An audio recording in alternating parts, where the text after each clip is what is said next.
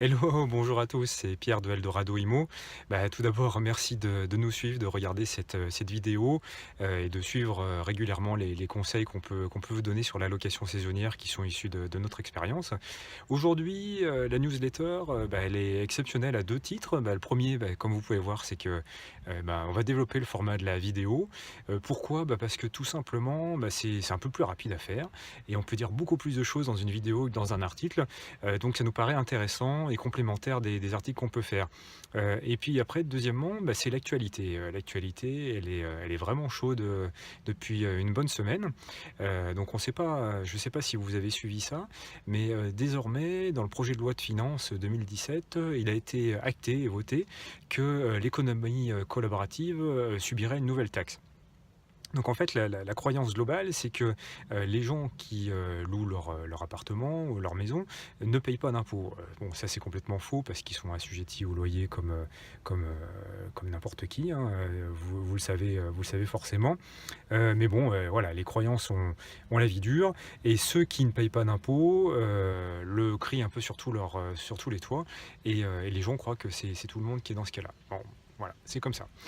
Donc les députés ont voté le fait qu'au-delà de 23 000 € de revenus annuels, vous serez assujetti au RSI.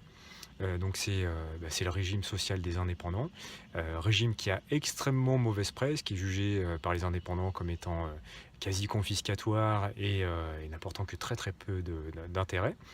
Donc je ne sais pas combien vous avez de revenus par an sur la location saisonnière, mais dites-vous bien que dès qu'on met en place un seuil, même si vous ne vous sentez pas concerné, le seuil va évoluer, hein. Souvenez-vous des prélèvements sociaux, CSG, RDS, au départ c'était 0,2%, c'était seulement ponctuel.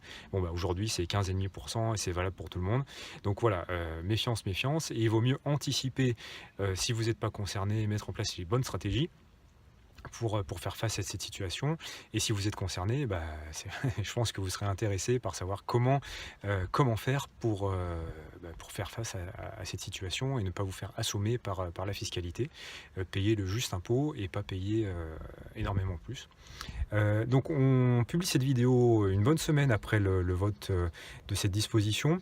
Tout simplement parce que on a pris le temps d'analyser, hein. Vous nous connaissez, on ne réagit pas à chaud avec des commentaires à la mort malneux. Nous, ce qui nous intéresse, c'est de vous donner des vrais conseils proches de la réalité, concrets, réels et réfléchis, et validés avec l'expert comptable. Donc du coup, c'est un sujet qui est long, donc expliquer ça dans une vidéo, c'est quand même un peu compliqué, puis il y a des cas particuliers. Ce qu'on vous propose, c'est de se rencontrer. Je vous propose de nous rencontrer mardi soir à 21 h dans un live. Voilà, je vous enverrai les éléments précis pour vous connecter. Il y en a une partie qui figure en dessous de la vidéo. Donc rendez-vous mardi 21 h, notez ça dans votre agenda. L'objet, c'est la fiscalité, comment faire face aux nouvelles dispositions de 2017, comment vous adapter par rapport à ça pour garder un attrait extrêmement fort pour la location saisonnière et la location meublée. Et puis d'une manière générale, la fiscalité d'une manière générale, comment l'optimiser, parce que la location meublée, c'est un paradis fiscal. C'est extrêmement intéressant, valorisant, parce que vous investissez dans l'hospitalité, mais c'est aussi un paradis fiscal. Et donc, c'est quand même bien de pouvoir en profiter, voilà, profiter des opportunités que vous avez à votre disposition. Donc on vous donne rendez-vous mardi 21 h, notez ça dans votre agenda, et je vous dis à très bientôt. Bonne journée.